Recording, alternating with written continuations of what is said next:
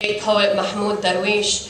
And as we said last year and say over and over again, the Palestinian resistance, the Palestinian struggle, the Palestinian will to live, the identity, always finds the most incredible ways to articulate itself. Tonight, it is my honor to introduce for you yet another beautiful voice of the resistance, the Muslim Palestinian poet, teacher, and student, and organizer, born in Brooklyn, New York City, and I can't read her, but it's great to be here with the real heart. Please give it up to our very own Tahani Salah.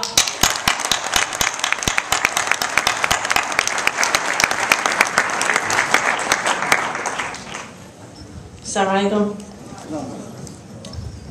So in my introduction, I put that I was very honored and grateful for being in a room of real people with beautiful hearts and blessing of faces.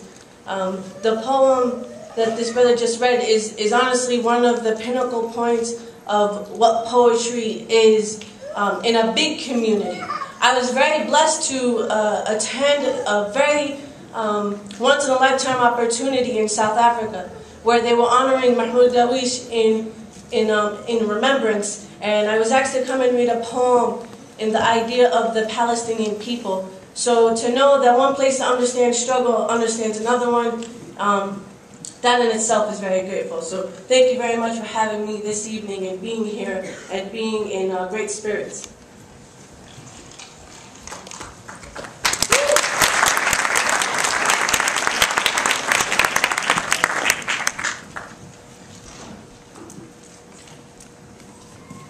I've been questioned so many times in my life, they start to question me.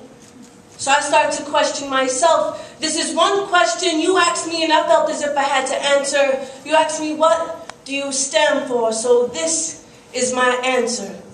I stand for the stolen voices of children. For one little boy named Hassan that sits on a boulder that once held the center of his home no longer. With no mother to hold him and no father to scold him. As people walk by and watch their deep eyes rise dark and empty, they say they were one of our children. Bear witness to the destruction. We have all seen the faces of war turned and said, I feel sorry for them. But that doesn't erase the faces. Bear witness to our children. 10 fingers, 10 toes.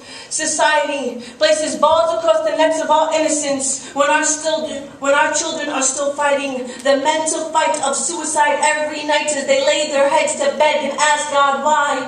Why us? Is this the distance between heaven and hell, and every day is purgatory? When we still have children sitting in Flatbush, Brooklyn, going buck fashion just to get their faces on a wall in remembrance. When we still have children sitting here in middle America poverty, starving. So how could we ask for help? America, we took 20 steps back instead of taking one step forward. Society, feeding our children became a democracy act. So I tell you to unmask these philosophies. We are more than bloody footsteps under their new adventures. Remember that we know our names and we know the importance that we burn like the stars in the sky. We are willing to fight, love, and share. We are more than this. So speak for the unspoken and live for the lives that have been ripped from us. Thank you.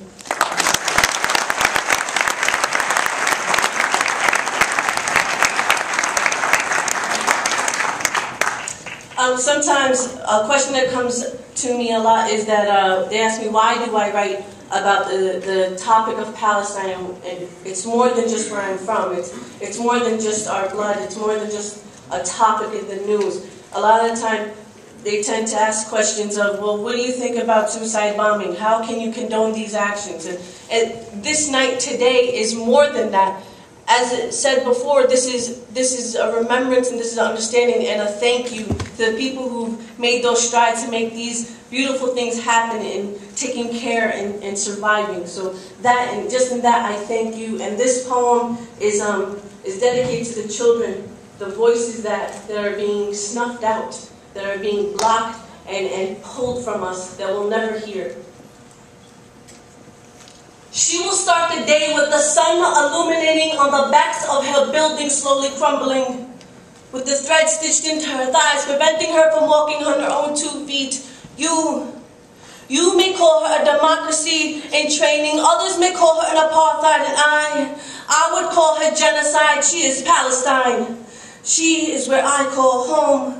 With her children watching, did you not know? Did you not think that they would want to tattoo the tears of mothers across the backs of their neck to keep their heads from falling in disappointment? Stare their brother's enemy in the eye the way their mothers taught them to. Never forget the feeling of living where our lives, living in division. Hold your heart to the sky and listen, for we are leaves lined with lineage, lingering love, laying lifeless. We are more than this. Learning this language of patience. We are not angry nor revengeful. We are waiting. We are waiting for the tears of God to hit our pupils, for we are his pupil. We are ready with the name of God stitched into the palms of our fists, with the burned bodies of babies in the backs of our throats as we chant. In these streets, in the name of our people, we will stand. With God under our tongues, we will stand. We will never forget. Did you not think that we want to carry pride on our chests and hold our people on our backs? We will carry old souls under our arms like newspapers. So promise us. Tombstones with La ilaha illallah on them, and we'll be there. Promise me. A forever and tomorrow, because this is not another war poem. This is the inside of my heart, the childhood of Palestine. There is no visa, no demolished home that could ever keep me from her. So I'd search my heart inside out for that lost freedom bird, and she's left me a message. Find me in the shadows of tomorrow, where the sun shines best, and the children will smile even if